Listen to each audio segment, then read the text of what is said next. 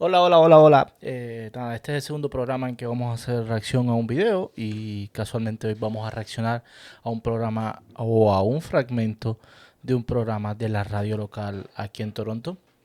Y, y quiero hacer una aclaración antes de hacer este video o antes de comenzar este video, porque ya el video lo comencé, pero antes de comenzar a reaccionar.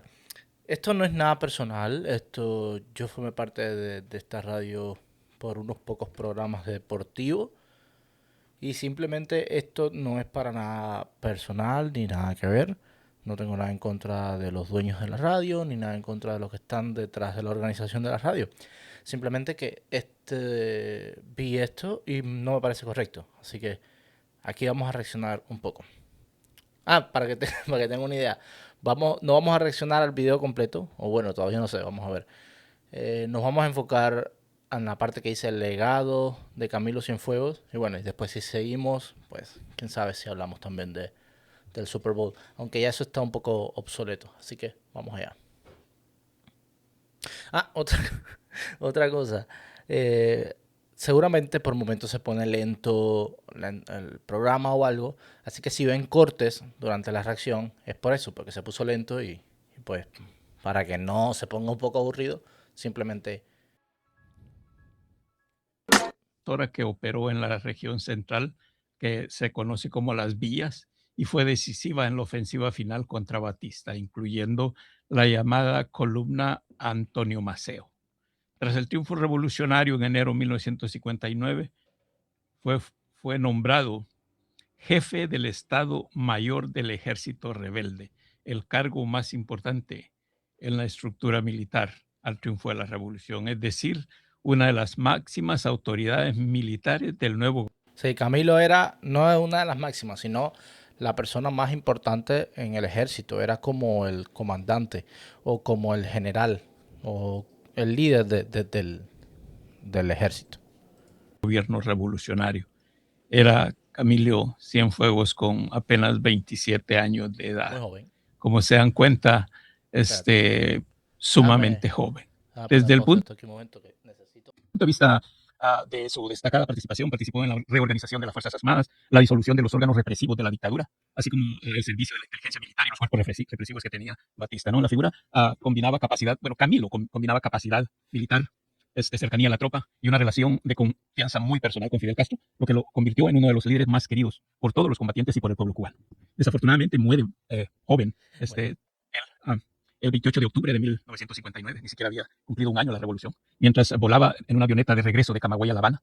La avioneta desapareció sobre el mar y desapareció. nunca se encontró. Ok, ya vamos a reaccionar rápido aquí y a poner un poco de dinamismo. Sí, Camilo muere en esa fecha, el 28 de octubre de 1959, apenas unos meses después de que triunfó el movimiento de Castro. Y a esto, sinceramente, y sé que viene después, esto ha sido un secreto a voces siempre en la dictadura. Todo el mundo sabe que a Camilo lo desaparecieron. Él no se murió, ni la avioneta se desapareció y no encontraron nada. No, a Camilo lo mandaron a ejecutar porque se estaba convirtiendo en un problema para Castro, para los hermanos Castro, no solo para Fidel Castro, sino que Camilo se estaba volviendo en algo que ya a los hermanos Castro le estaba trayendo problemas. Los restos de Camilo Cienfuegos y los combatientes que lo. Por supuesto que sería muy complicado justificar, vamos a decir, que tienes un disparo en el centro de la cabeza. Estos son suposiciones. Por supuesto que conviene mucho que tus restos no aparezcan en ningún lado. Lo acompañaban, ¿no? Él se desplazó a Camagüey para contener una ola de contrarrevolucionarios que se habían armado ahí. No. Sí y no. Esto es una verdad manipulada.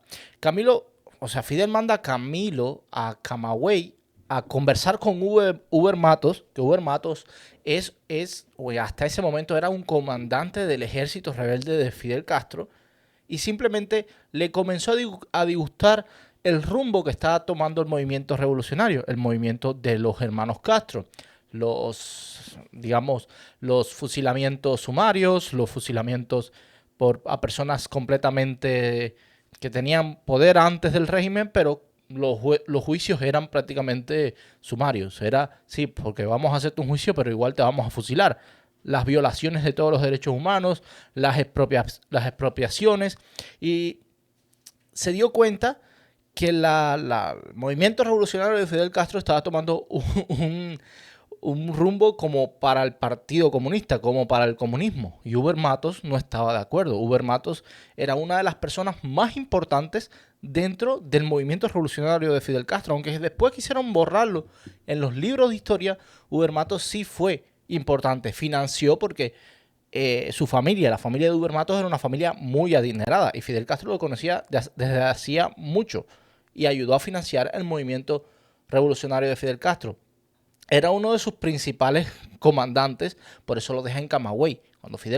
Cuando el movimiento revolucionario triunfa y Fidel Castro va camino a La Habana, fue dejando en todas las provincias importantes o en regiones importantes a sus comandantes más allegados o a sus comandantes para que mantuvieran el control dentro de ese lugar y también que se volviera como que esa comandancia, el puesto de mando de la zona. Y ya ir manteniendo o mantener el control dentro de Cuba. Dirigidos por Huber Matos, ¿no? A su muerte, escuchen esto, su muerte a los 27 años de edad dejó un fuerte impacto en la sociedad cubana y lo consolidó su imagen como un héroe caído en plena construcción del... Para muchos, Camilo Cienfuegos era la persona más importante o la persona más querida en el movimiento revolucionario.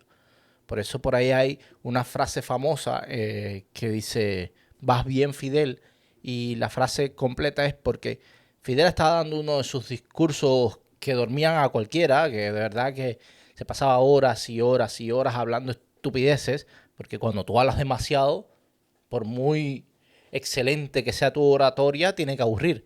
Entonces, en uno de esos momentos, Camilo se asoma al palco a mirar, o a donde estaba Fidel dando su discurso, a mirar al pueblo. Y el pueblo se vuelve loco, haciendo un algarabía porque vio a Camilo. Fidel se vira, se voltea y dice, voy bien, Camilo, al darse cuenta de que había alguien atrás que estaba llamando la atención de todo el mundo. Y dice, voy bien, Camilo. Y Camilo le dice, vas bien, Fidel. Eso es el trasfondo de esa de esa frase. El nuevo orden revolucionario, ¿no? Entonces, como tú decías en la introducción, Yazaret, hoy que el pueblo cubano de nuevo resiste, al igual que los 67 años anteriores, voy a cerrar esto aquí un momento. Ahora vengo. Mucho mejor. Bloqueo criminal, financiero. Por supuesto, ahora viene lo del bloqueo. Pues mira, yo te digo que lo del bloqueo es un tema muy interesante a hablar. En primera, no es un bloqueo, es un embargo. Y todo lo del embargo nació o surgió porque Fidel Castro llegó a Cuba y eliminó prácticamente o expropió todas las importaciones o todas las inversiones que tenía Estados Unidos en la isla. Eso se puede llamar, ellos lo llaman expropiaciones, pero a mí me gustaría llamarlo por su nombre. Se robó todas las inversiones realizadas por capital extranjero. Eso en cualquier parte del mundo es un delito. Pero el bloqueo, seguro vamos a hablar más adelante en este video. El legado de Camilo Cienfuegos. El legado de Camilo Cienfuegos no se puede decir. Okay. Para mí es simplemente uno más de los comunistas y uno más de las personas que pues estaba equivocado. Quizás en un momento quiso rectificar, pero le salió cara esa rectificación. Por eso lo eliminaron. Yo no puedo hablar de que si era bueno o malo. Para mí es malo porque con eso es con lo que me quedo. Porque fue partícipe del movimiento comunista. Como un gran revolucionario, es súper relevante para los jóvenes, las generaciones jóvenes que tienen que sacar las enseñanzas necesarias de este gran revolucionario, ¿no? Pues entonces, yo con la enseñanza que me quedo de Camilo es que cuando te le vas a virar a tu jefe, mejor cúbrete la espalda. Está en la memoria oficial cubana. Camilo simboliza la lealtad absoluta a la revolución, a Fidel, la humildad del combatiente de origen popular. Really? Oye, me quedé sin batería, ahora vuelvo. Y bueno, ya luego de varias horas, de una carga de una batería, de un partido de liga que no salió nada bien, volvemos a reaccionar a este video. Así que vamos allá. Como tú decías en la introducción, Yatzaret, hoy que el pueblo cubano de nuevo resiste, al igual que los 67 años anteriores, Yo creo que a ya esto lo un, vi. a Cuba no un resiste, Cuba es una dictadura. bloqueo criminal. Es un modelo de revolucionario. Además de ser un tipo simpático, no tenía una gran melena, Era un tipo parecía bien un parecido. Jesús, parecía Jesucristo, Era un Camilo tipo bien parecido y era un tipo bien querido por las masas. en fuego, ¿no? Entonces, eh, era sencillo, alegre, valiente, con un humor increíble, ¿no? A ver, sí, se puede decir todo lo que tú quieras de Camilo, que si era sencillo, lo que sea, pero hay una cosa que es muy real. De Camilo no se sabe nada fuera de lo que te haya contado la dictadura o de lo que te hayan contado los comunistas, porque es que estuvo muy poco tiempo en el ojo público. A los 10 meses ya lo desaparecieron. Las nuevas generaciones en las escuelas, instituciones y organizaciones juveniles lo celebran mucho y No, no se celebra mucho, Camilo. Eso no es cierto. Eso te lo imponen. Porque no es lo mismo que yo diga, ay, voy a celebrar a Camilo, o ay, qué bueno era Camilo, qué grande era Camilo, a que literalmente te imponen eso. No sé si lo sabías y dudo que lo sepas. En Cuba existe una jornada, una fecha, que es desde el 8 de octubre, si mal no me equivoco, a 28 de octubre, que se llama Jornada Camilo Che, que es celebrando o homenajeando a ambas muertes. Camilo muere el 8 de octubre del 59, el Che el 28 de octubre del 67. Y pues esos 20 días es un día es una jornada o 20 días de homenaje a ambos personajes.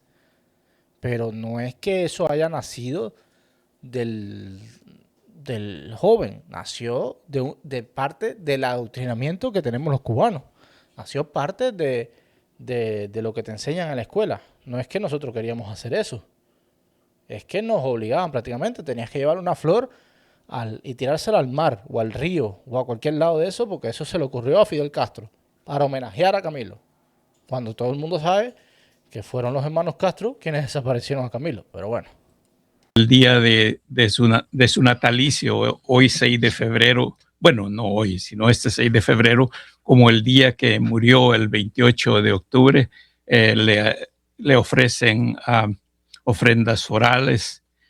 ok, estás en lo correcto. El 28 de octubre muere Camilo, el 8 de octubre muere el Che, pero de años diferentes. En su imagen, su sombrero grande, así como su sombrero que utilizas tú, su barba, sonrisa, se han convertido en un icono visual de la épica revolucionaria, presentes en murales como el de Yaguajay y la enorme silueta con la frase "Más bien Fidel" en el edificio oficial de La Habana. Así es, pues, que desde aquí, en estos días difíciles, que el pueblo cubano de nuevo esté en las calles resistiendo ante las embatidas del imperio que trata de asfixiar. El pueblo cubano está resistiendo desde 1959. Y no sé si te expresaste así el 11 de julio del 2021 o el 11 de julio, cuando todos los cubanos literalmente se tiraron a la calle pidiendo libertad. O las otras veces que lo han hecho por todas las cosas que pasan.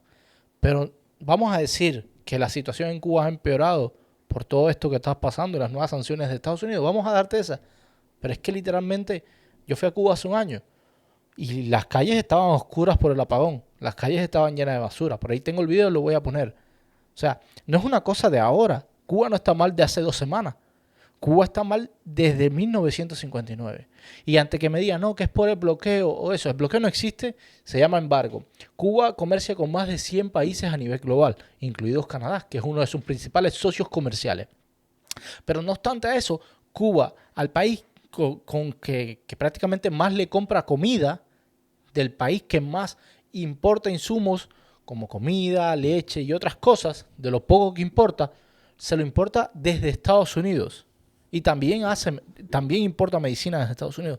Pero aún encima de eso, hay una cosa que se llama MIPYMES, que todo el mundo en Cuba lo conoce. Y esas MIPYMES importan, la mayoría de las cosas que importan a Cuba, esas mismas son de Estados Unidos. E importan de todo, porque hasta automóviles, motocicletas, de todo lo que tú puedas nombrar y se pueda entrar a la isla, esas MIPYMES las entran. Claro, los precios son estratosféricos. Y ahí te das cuenta que el comunismo no funciona. Porque incluso un país comunista, socialista, el bastión del comunismo en el mundo, ha tenido que adoptar leyes capitalistas porque económicamente es incapaz de sostenerse. Yo entiendo que a ustedes les guste todo eso y el romanticismo de Cuba y todo eso, pero no, nada que ver, señores, nada que ver. Ese romanticismo no existe. Y ese romanticismo no existe para el pueblo de Cuba. ¿Y qué? Estás tratando de justificar el bastión del comunismo en el mundo y en América a cambio de ¿qué? De que 9 millones de cubanos se sacrifiquen en la isla y otros 3 millones se sacrifiquen fuera de la isla teniendo que trabajar para mantener a su familia en la isla. Porque nosotros, los que estamos afuera, somos los que mantenemos la economía de ese país. Uno de los mayores ingresos de Cuba, de la economía cubana, uno de los mayores ingresos de la economía cubana son las remesas que vienen del extranjero, mayormente de Estados Unidos. Las personas literalmente han modernizado sus casas, todo, trayendo las cosas o llevando las cosas desde Estados Unidos. Entonces vamos a dejarnos de la propaganda vieja esta, que el comunismo en el mundo entero siempre ha fracasado. Y en Cuba viene fracasando desde 1959 porque Cuba siempre fue incapaz de lograr nada. Cuba, la economía de Cuba fue un desastre desde el primer momento que llegó Fidel Castro y empezó a expropiarlo todo. Cuba necesitaba de los subsidios de la Unión Soviética para poder sobrevivir y para poder tener un estándar de vida moderado. Pero por si no lo sabías y me vas a decir, no, pero bueno, es una isla chiquita. Bueno, no. Cuba es una isla grande, de las más grandes del mundo. No la puedes comparar con Australia, claro, pero es una isla grande. Y la Unión Soviética, en 30 años, más de 30 años que tuvieron relaciones, Cuba y la Unión Soviética, 30 años, le dio a Cuba, subsidió a Cuba con prácticamente lo mismo que Estados Unidos le dio a Europa en el Plan Marshall. Ahí están los números, búscalo. Vamos a continuar. A la revolución cubana de una manera criminal, de una manera inhumana, ¿no? Porque ya trasciende la dignidad humana. No, ¿sabes lo que pasa? Y esto tú se lo puedes preguntar a cualquier cubano y a muchos cubanos te van a decir lo mismo. Ahora mismo esto es prácticamente el clavo que le falta a la dictadura para terminar su caja de entierro. Porque los cubanos vienen pasando trabajo todos estos años y la dignidad de la que hablas se ha ido perdiendo durante los años. En Cuba hay más de 1.200 presos políticos. ¿Y eso no te parece criminal? Sin ir muy lejos, hace una semana arrestaron a 2, solamente por crear videos y contenidos para redes sociales. ¿Eso no te parece criminal? ¿Cómo vas a venir a justificar una dictadura que reprime, que oprime a su gente, que secuestra, que separa familias, que ha obligado a personas a huir de su país, a exiliarse fuera de su país para tener una vida mejor? Infórmese. Busca qué es lo que es el remolcador 13 de marzo. Busca qué es lo que pasó con los hermanos al rescate. Infórmese de verdad. Sinceramente lo debería hacer. Porque el régimen de La Habana es un régimen criminal. Y tiene las manos manchadas de sangre. Y cuando usted viene acá en un programa y trata de justificarlo, usted se convierte cómplice de ese crimen. Hacer morir a un pueblo porque se está en desacuerdo con la orientación política que ellos le han dado a su sociedad desde 1959, ¿no? Yo lo dejaría ahí, no sé si alguno de ustedes quiere contribuir en algo, pero adelante. Así es, después de esta introducción que nos acaba de dar el compañero Edgar Godoy, también tenemos allá presente en el estudio de CHH 1610 AM a otro colaborador de nuestra radio y es Aaron Fernández. Bienvenido, justamente estamos empezando con el tema del legado de Camilo Cienfuegos, estamos recordando un poco esta conmemoración y por qué es relevante hacer mención de este joven revolucionario, porque eso fue lo que él significó en su momento y que sigue siendo ese símbolo aún para nosotros en la actualidad. Adelante. Bueno, saludos compañeros, Edgar, Yatza, también saludos a la audiencia, ya más vale más vale tarde que nunca. Aquí estamos. Sí, a propósito. Qué bueno que lo dice, más vale tarde que nunca. Pues todavía está a tiempo de rectificar y todavía está a tiempo de aprender sobre... Nunca es tarde para aprender sobre la realidad del pueblo cubano. Ustedes deberían, yo creo que el mundo completo debería de preguntarse por qué el cubano, la mayoría, no todos, por supuesto, pero por qué la mayoría de los cubanos, una vez que se van de la isla, se vuelven de extrema derecha, como ustedes la llaman. Para mí es derecha conservadora, pero piensen por qué la mayoría de los cubanos no quieren saber de comunismo. Piensen por qué la mayoría de los cubanos que se van de la isla, e incluso los que están en la isla, no quieren saber de dictadura, de comunismo, ni de nada que tiene que ver de la izquierda. Y por qué mientras van pasando los años y van descubriendo lo infelices que fueron en su tierra, y abren los ojos, porque tengo que admitirlo, yo en Cuba, yo pensaba que yo era de derecha, y yo pensaba que yo era un outsider, y cuando llego aquí, me doy cuenta que yo era un zurdo, en mi manera de pensar, en mi manera de actuar, en mi filosofía de vida tan romántica. Y con los años me he convertido en una persona de derechas, y soy una persona de derechas, porque no quiero vivir en nada que se asemeje a la dictadura de La Habana.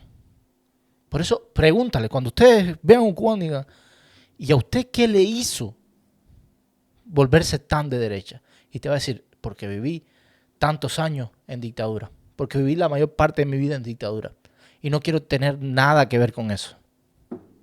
De hablar de la figura de Camilo Cienfuegos, y también la vamos a poder conectar un poco con los temas que siguen, a propósito de todas estas figuras, por ejemplo, del caso cubano, que tuvieron una residencia en Nueva York, por cierto, por algún tiempo, así como el caso de Fidel mismo, también cómo se involucraron en las luchas populares, o el empaparse de lo que sucedía en aquellos barrios de los chinos, particularmente en la década de los 50, también, a propósito de que vamos a hablar un poco del tema de Puerto Rico, y son estos años álgidos de resistencia de los barrios, de resistencia también del movimiento independentista, pero están conectados precisamente porque hay un vínculo con lo que llamamos hoy en día diásporas, pero estas comunidades históricas que han vivido y han atravesado desde Latinoamérica, Estados Unidos, también recogiendo un espíritu americanista a la José Martí, también del que hablábamos hace un par de semanas.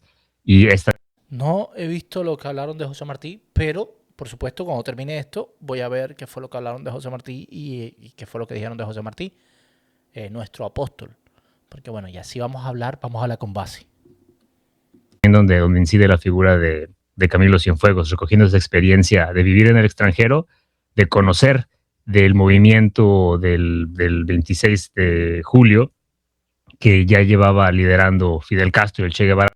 Una pregunta, y es una pregunta muy válida. ¿Ustedes saben qué es lo que es el movimiento 26 de julio y qué fue lo que hizo el movimiento 26 de julio? Bueno, si no lo sabes, yo te lo explico. El movimiento 26 de julio, Fidel lo hizo a raíz del golpe de estado de Fulgencio Batista en 1952. Fidel no tenía nada que ver no quería nada que ver con Batista, le pareció anticonstitucional el golpe de estado, lo cual es correcto. Pero, ¿qué hace él? Hace un asalto armado a dos cuarteles. El cuartel Moncada en Santiago de Cuba y el otro creo que es el cuartel Carlos Manuel de Céspedes de Bayamo, simultáneamente. Pero aparte de eso, después de eso, el movimiento 26 de julio se dedicó a hacer sabotajes en toda La Habana. En toda La Habana no, y en toda Cuba. Sabotajes que hubieron muchas veces víctimas fatales. Hoy día eso se le llama terrorismo de Estado. Pero con tan buena suerte que tiene Fidel Castro, es que no lo condenaron a muerte, que era lo que llevaba. Era la sentencia que llevaba por el acto que hizo. Pero, ¿qué es lo que pasa?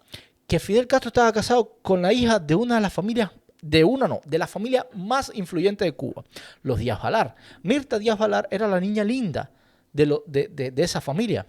Y evitaron que Fidel Castro, el mismo Batista, Fulgencio Batista, el hombre que pudo haber sido derrocado por Fidel Castro, evitó que asesinaran a Fidel Castro.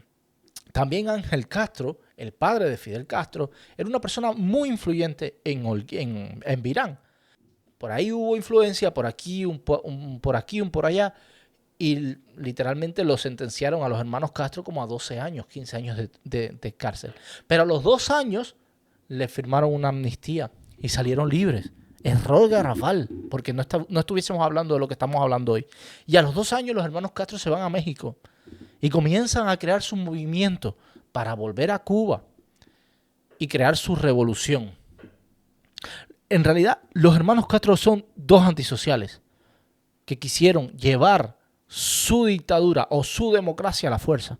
Y al final, ¿qué pasó? Salimos de una dictadura para entrar en otra. Un mito muy grande que hay también acerca de Fulgencio Batista es que Fulgencio Batista era de derechas. No, Fulgencio Batista era de izquierdas. Fulgencio Batista fue parte del gobierno de los 100 días, un gobierno de izquierda que hubo en Cuba. Y fue de izquierdas. Desde México, en ese momento igual, y ya lo mencionaste, Edgar, que él viaja a México y se une, entrena con ellos, ahí desarrolla todas estas habilidades que venía, pues que también había aprendido desde su casa, Y esto es interesante y miren y busquen información para que vean que yo no le digo mentira.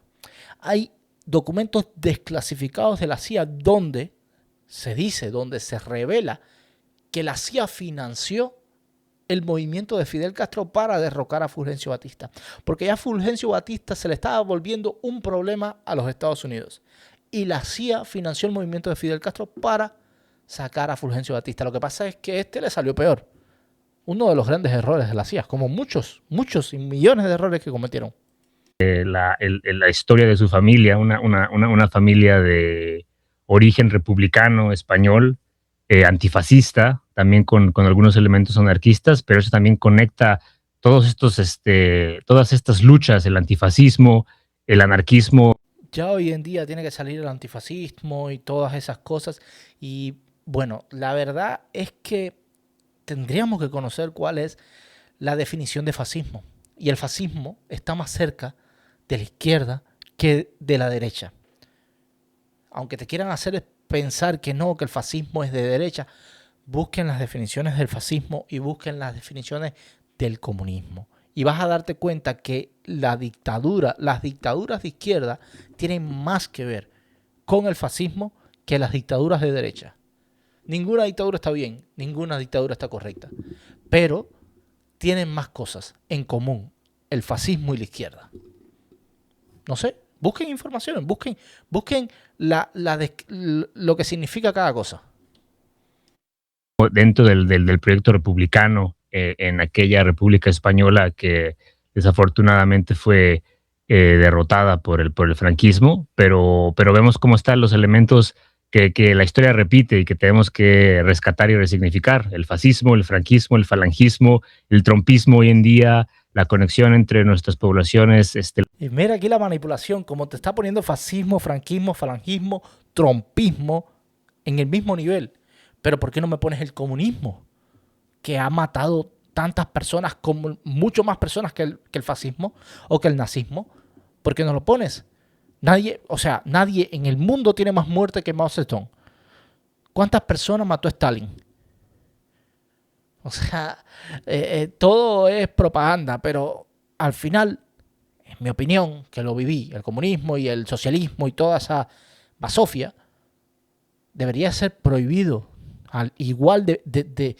Debería ser igual de escandaloso decir soy comunista, soy socialista, que decir soy nazi, soy fascista. Debería ser igual de escandaloso, igual de reprochable, igual de asqueroso. ¿Para qué? No sé. Esto es, ¿sabes? Desde cariño, sin nada personal.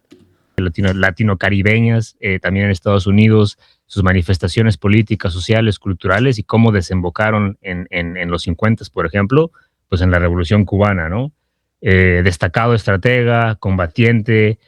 Una pregunta así retórica tal vez, pero igual le quieras comentar al respecto, Edgar: ¿qué sería de nuestra percepción de la Revolución Cubana y de las figuras de la Revolución Cubana si Camilo Cienfuegos no hubiera muerto, por ejemplo, ¿no? Sí, imagínate un extraordinario. Si Camilo Cienfuegos no hubiese muerto, todos los mitos se hubiesen caído. Se hubiese caído el mito de Fidel, se hubiese caído el mito de Ernesto Guevara, se hubiese caído el mito, todos los mitos de la revolución se hubiesen caído. Porque si no hubiese muerto Camilo, en Cuba hubiese entrado en una guerra de ambos bandos revolucionarios, vamos a decir. Hubiese entrado una guerra de los que estaban pro Camilo Cienfuegos y los que estaban pro Fidel Castro. Se hubiese convertido en una guerra civil eso. Eso es lo que hubiese pasado si Camilo no hubiese muerto. Yo no estoy defendiendo a Camilo, nunca lo voy a defender porque él es parte del problema. Él fue parte del problema. Pero no sabemos qué hubiese pasado. No sabemos cuál es la realidad. A él lo eliminaron. A él lo eliminaron. Y después lo quisieron hacer mártir. O lo hicieron mártir. Pero a él lo eliminaron. Pero ya estaría más o menos a la misma edad que Raúl, porque Raúl era también más joven que él. Raúl tenía 19 años, Camilo andaba en 20 años. Pero lo que tenemos que rescatar aquí no solo ese carisma, esa valentía, sino también el rol de la juventud en los procesos revolucionarios, el rol de mujeres y hombres jóvenes que hicieron esa revolución. Sí, es increíble cuando revisas esa idea, ¿no? El Chete andaba en los 28 años, la edad de una amiga que conozco yo. Raúl andaba en los 20, Camilo en los 100, Raúl en los 19 años. Entonces, veamos cómo estos personajes le dieron toda su vida a un proceso revolucionario que sigue sobreviviendo y como vos... Estos personajes son el culpable de lo que tenemos hoy en día. Estos personajes tenían, al menos Ernesto Guevara era un asesino, un psicópata que literalmente a veces mataba por placer, era xenófobo, o sea, lo que tú puedas imaginarte, él era racista, era homófobo. ¿Usted sabe quién creó los campamentos del UMAP? Ernesto Guevara de la Serna. ¿Sabes lo que son los campamentos del UMAP? Pues son campamentos de concentración creados en Cuba luego del triunfo de la revolución, donde se ponían, donde se recluían a personas que practicaban diferentes tipos de religiones, donde se recluían las personas homosexuales, a personas disidentes del régimen que no pensaban a favor del régimen. Si tú eras testigo de Jehová, muchas religiones que fueron perseguidas luego de la catástrofe del 59. Procesos revolucionarios que quisieron exportar, donde el Che fue la idea, la mente pensante, y luego Fidel lo hizo realidad. Exportaron su revolución a toda Latinoamérica, exportaron su revolución a África y desestabilizaron todo el continente. Hoy tenemos las guerrillas más longevas del mundo gracias a Fidel Castro. Tenemos o sea, brother, ustedes no son capaces de entender eso. Su idolatría hacia esa persona no le hace, no los deja ver claras las cosas. Decías, Aarón tiene una historia muy profunda, ¿no? En ese sentido, estas figuras hoy día se vuelven más relevantes para quienes esa generación que ya van cuántas generaciones del 59 que defienden su revolución, ¿no? Así es pues que por eso... Es muy interesante cómo son más las personas de afuera las que defienden la revolución cubana. Desde afuera es fácil defender la revolución cubana. Desde los beneficios del capitalismo, desde la comodidad del capitalismo. Es muy fácil defender la revolución cubana. Y es interesante cómo son las personas desde fuera de la revolución cubana, desde fuera de Cuba, desde los que van una semana, un mes, y viven y miran a Cuba desde, wow, qué nostalgia, qué belleza, qué todo tan, no sé. No sé, la verdad, porque cuando yo voy a Cuba, yo lo que veo es suciedad, pobreza, miseria, tristeza. Pero bueno, estas personas lo ven como otra cosa y defienden a la revolución cubana, sin pensar que nosotros los cubanos queremos otra cosa, que nosotros los cubanos queremos una Cuba libre, que nosotros los cubanos queremos un proceso electoral como cualquier otro país con democracia. Queremos escoger un líder, un presidente, un alcalde. Nosotros no tenemos esa posibilidad. No la tenemos. Y me vas a vender toda esta pacotilla, todo este romanticismo. No te lo compro, brother. Ya, dale, que para terminar.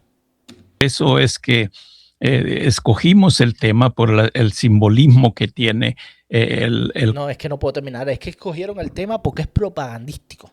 Porque lo de ustedes es hacer propaganda. Propaganda a la dictadura.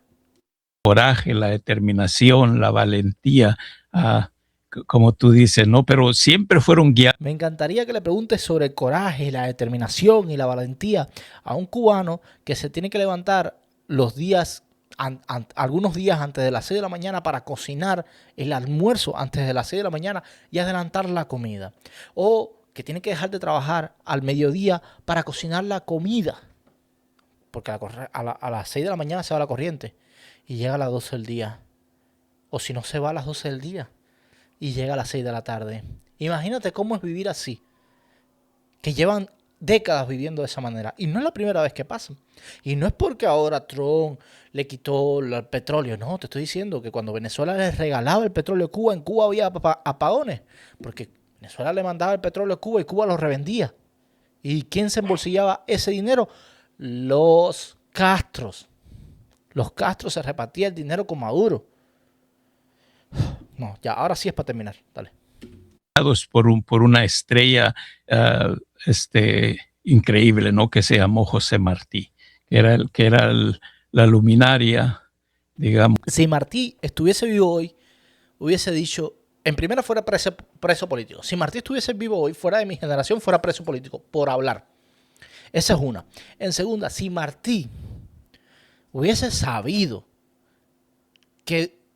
cómo iba a terminar Cuba, yo creo que Martí no hubiese dado su vida por la libertad de Cuba. Porque si Martí llega a saber que al final el pueblo cubano iba a terminar viviendo en la miseria, en la necesidad, en toda esta calamidad de que pasa el pueblo cubano, Martí, ni ninguno de nuestros próceres, ni ninguno de nuestros héroes se hubiesen rebelado.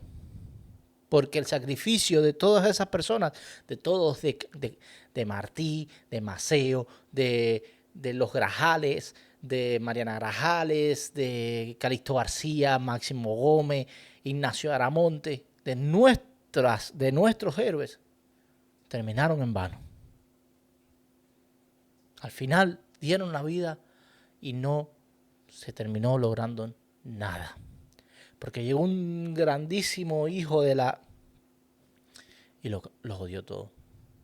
Porque tuvo la oportunidad del mundo de restituir la democracia. Y él decidió hacer una dictadura socialista en el hemisferio. Con mucho legado que le dejó también, como por ejemplo, solo los pueblos cultos son libres, ¿no? Patria es humanidad. No, por supuesto, y a partir de ese legado, como todas estas juventudes, y que hay que rescatarlas como juventudes, como tú destacas, que precisamente hicieron una síntesis de muchos pensamientos que habían recopilado incluso desde el siglo pasado, que se venían acumulando, desafiando también un poco la lógica un poco más vertical, por ejemplo, que tuvo la revolución bolchevique, por ejemplo, ¿no? En ese sentido, enriqueciéndola, no desafiándola, enriqueciéndola en ese sentido, tomando el pensamiento latinoamericanista, tomando el pensamiento republicano, tomando el pensamiento antiimperialista, tomando la experiencia de haber vivido en Estados Unidos, tomando la experiencia de haber vivido en México, en Colombia, en Guatemala, en muchísimas partes del continente, sí. Y creo que ese es el elemento que cabe la pena, cabe destacar. Este muchacho tiene una facultad muy, muy interesante de analizar, y es la facultad de hablar mucho y no decir nada. O sea, estás de verdad diciendo cosas ahí que no tienen nada de sentido, estás citando cosas que no tienen nada de sentido simplemente para rellenarlo.